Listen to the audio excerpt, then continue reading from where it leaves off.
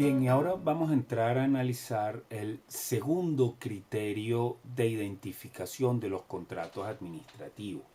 Me refiero a el criterio de las cláusulas exorbitantes, que, insisto, ya lo aclaré en un momento, reciben este nombre quizás por simplificar, pero evidentemente nos estamos refiriendo a cláusulas exorbitantes del derecho privado, es decir, cláusulas que están en el contrato o deberían estar en el contrato, pero que además son consideradas como cláusulas que están fuera de la órbita normal de un contrato de derecho común.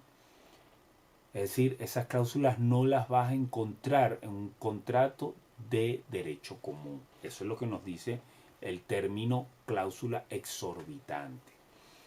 Ahora, hay que tener presente dos cosas aquí. Uno, en Venezuela el término cláusulas exorbitantes, a diferencia de lo que ocurrió por ejemplo en Francia, en Venezuela el término cláusulas exorbitantes podemos decir que ha tenido un sentido anfibológico.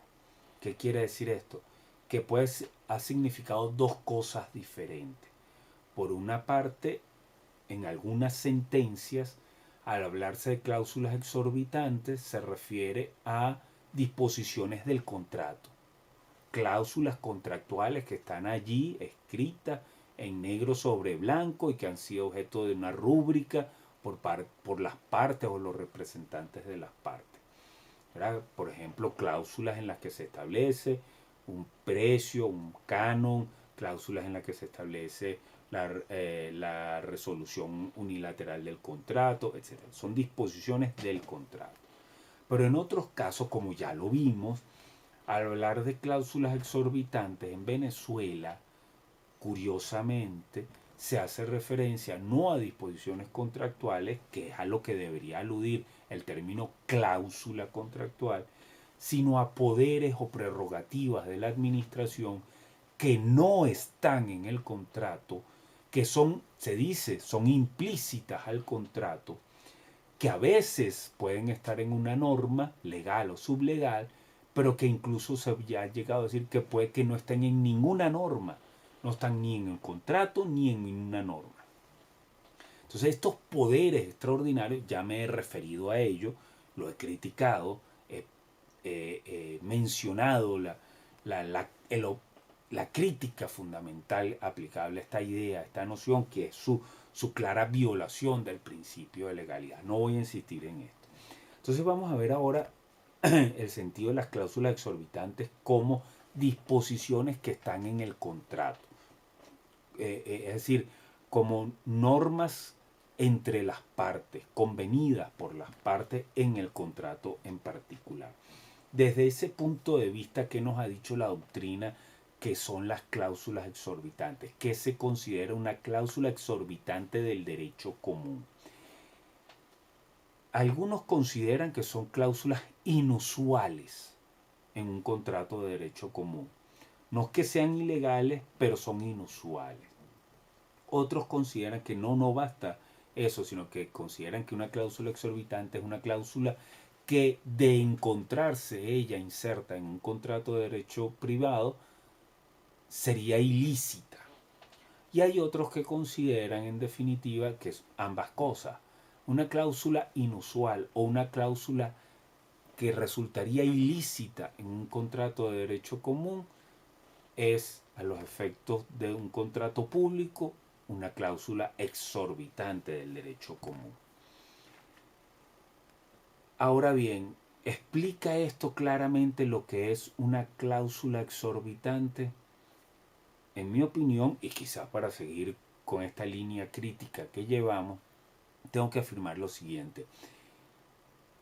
La práctica totalidad de lo que nos han enseñado que son cláusulas exorbitantes, en realidad ni son inusuales ni son ilícitas en un contrato de derecho privado. ¿Qué es lo que pasa aquí? Probablemente ya esto lo apuntaban García Enterría, Tomás Ramón Fernández. La idea, la noción de cláusula exorbitante nace por allá, por el siglo XIX, en un desarrollo comercial, un desarrollo del Estado mucho más incipiente. El desarrollo de las relaciones contractuales también era mucho menor que el que tenemos hoy en día, por decir algo. Y por lo tanto, muchas de estas cláusulas, de estas disposiciones contractuales, podían resultar llamativas, inusuales en el ámbito del derecho privado. Hoy en día no lo son. Hoy en día la situación ha cambiado, resulta totalmente diferente. En el material de lectura ustedes encontrarán muchos ejemplos, solo me voy a referir a lo más significativo. Y significativo además porque lo conseguimos hoy en día en nuestra jurisprudencia, que quizás eso es lo que llama a escándalo. Por ejemplo, el caso de las cláusulas resolutorias expresas. Se ha dicho, y ustedes lo tienen allí reseñados unas cuantas sentencias en nuestra jurisprudencia, que cuando en un contrato de la administración pública aparece una cláusula resolutoria expresa a favor de la administración pública, es decir, que la administración puede dar por terminado el contrato de manera anticipada, bien por razones de interés general o porque así lo disponga, o por algún incumplimiento del contratista, eso es, se nos dice, una cláusula exorbitante. Es exorbitante realmente. Es decir, esto no lo vas a conseguir nunca en la órbita del derecho común. Falso. Son propias, normales, comunes en el derecho común. A tal punto, esto es así que yo los invito a que revisen la obra primordial, fundamental, básica del doctor Melich Orsini en materia contractual. Está citado también en el material de lectura, donde él analiza el contenido y consecuencias de las cláusulas resolutorias expresas en los contratos. No voy a entrar ahorita en analizar todo lo que el profesor Melich analiza en este punto, que es muy interesante, yo les invito a que lo lean. Pero fíjense algo, ya ahí encontramos en el texto del profesor Melich unas referencias, por ejemplo, a la legislación en Europa, a la doctrina en Francia, a la doctrina italiana sobre las cláusulas resolutorias expresas, la interpretación que se ha dado en Venezuela sobre el alcance o contenido de las cláusulas resolutorias expresas, y tenemos la propia evidencia de la doctrina del doctor Melich. ¿Qué nos dice eso? Eso nos está diciendo que esto no es ajeno al derecho común, todo lo contrario. Cuando vemos textos normativos civiles como el de Francia, doctrina civil como la de Italia, doctrina civil trascendente, importante, como la que representa el propio doctor Melich, esto lo que nos deja ver es que las cláusulas resolutorias expresas en un contrato no son una materia ajena al derecho común, son normales, están allí. Otra cosa es que el derecho común se debata y discuta las consecuencias o cómo se interpreta o debe interpretarse una cláusula en concreto. Pero el hecho de que existan cláusulas resolutorias expresas en los contratos no es ni inusual ni es ilícito en un contrato de derecho común. Entonces, por lo tanto, no está fuera de la órbita del derecho común y no puede ser considerado, por tanto, una cláusula exorbitante del derecho común. Respecto al régimen del contrato, nos dicen García Enterría y Tomás Ramón Fernández, el régimen del contrato, al ser una figura común a todo el derecho, pues es el régimen de derecho común. Las singularidades, las particularidades del contrato administrativo, dicen estos autores, vendrían dadas porque un sujeto arrastra consigo un régimen, pero que no es el régimen del contrato, sino el régimen de ese sujeto contratante en particular, que es la administración pública. Esta teoría, que suena muy atractiva, pues daría explicación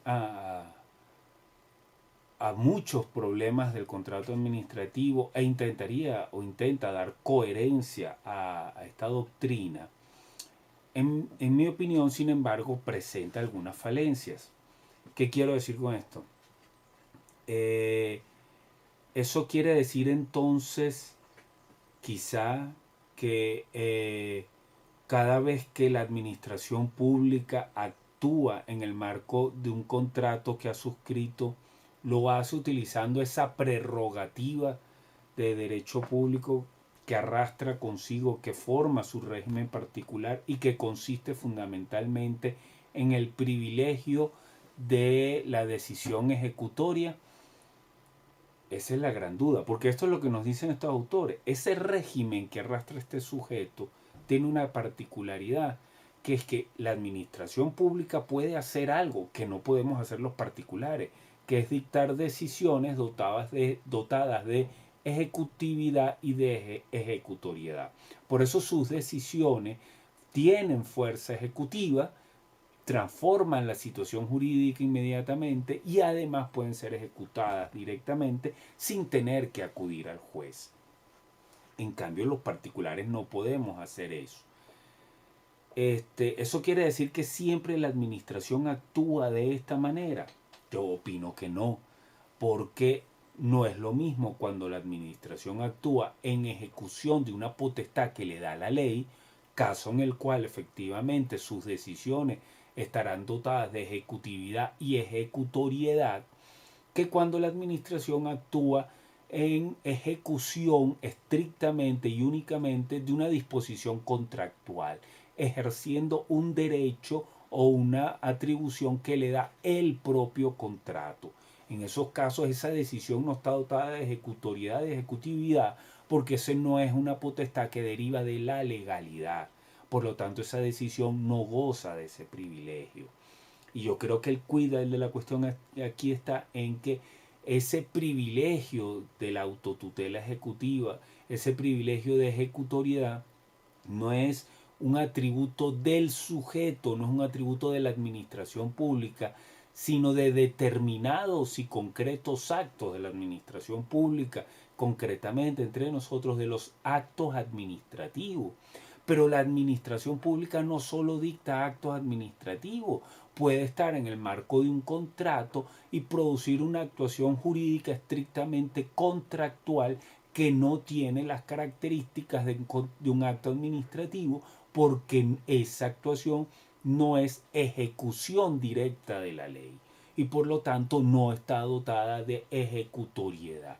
Esa es la gran diferencia. Por eso, sin embargo, no comparto personalmente toda esta teoría de estos autores, García Enterría y Tomás Ramón Fernández. Bien, en el material que se les ha suministrado, ustedes tienen un último punto muy interesante que yo los invito a leer. No voy a profundizar en este video mucho más en este punto porque me gustaría que lo leyeran y reflexionaran sobre esto. Y los invito a que hagan esto, una reflexión sobre este último punto. ¿Qué consecuencias cree usted que ha tenido la reciente legislación desde el 2008 con el decreto ley de contrataciones públicas sobre la noción de contrato administrativo? Y les doy aquí unas claves. Fíjense que, uno, en esta legislación hoy en día vigente, luego de algunas reformas, se han incorporado mucho de estas llamadas prerrogativas o potestades que supuestamente conforman ese régimen del contrato administrativo. Están ahora recogidas aquí en esta ley o en este decreto ley. Sin embargo, hay que advertir algo. El decreto ley de contrataciones públicas no menciona en ninguna parte los contratos administrativos. Es aplicable a unas categorías de contratos: contrato de obra, contratos de suministro, contratos de servicios, ok, pero no habla del contrato administrativo. Esas prerrogativas entonces, o llamadas prerrogativas, hoy en día sí satisfacen, al menos prima facie, la exigencia del principio de legalidad. Están en un texto de rango legal, pero son prerrogativas entonces aplicables al contrato administrativo. La ley no nos habla de contratos administrativos. ¿Qué consecuencia puede tener entonces todo esto para esta doctrina, esta tesis del contrato administrativo? Los invito a que reflexionen sobre esto. Es una pregunta que puede aparecer en su evaluación y que piensen qué puede traer o qué debería traer como consecuencia todo esto. Sin embargo, aquí les dejo otro dato de la realidad. Nuestra jurisprudencia sigue hablando del contrato administrativo con lo que yo llamo una terca persistencia de esta figura en nuestra jurisprudencia. Bueno, mucha suerte. Espero que reflexionen sobre esto que les he dejado, que lean su material y que les vaya muy bien en la evaluación. Hasta luego.